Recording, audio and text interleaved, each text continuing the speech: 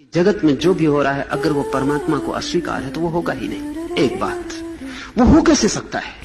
इसके तो दो ही अर्थ हो सकते हैं कि या तो परमात्मा को वो स्वीकार है और या फिर जगत में वैसा भी कुछ हो सकता है जो उसको अस्वीकार है। और अगर उसको अस्वीकार होके भी जगत में कुछ हो सकता है तो उसकी कोई शक्ति नहीं है, वो व्यर्थ है।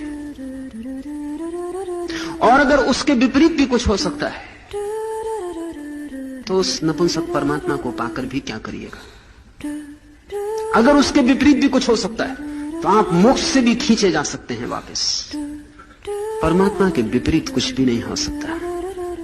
इसलिए जो आपको बुरा भी दिखाई पड़ रहा हो वो भी उसकी ही मर्जी से हो रहा है। और ये प्रतीति आते ही कि उसकी मर्जी ही अस्तित्व का आधार है। जो आपको बुराई दिखाई पड़ती है वो बुराई दिखाई पड़ेगी नहीं। वो बुराई दिखाई ही इसलिए पड़ती है कि आपको अस्वीकार है। लेकिन जब उसको स्वीकार है तो आपकी अस्वीकृति का क्या अर्थ है?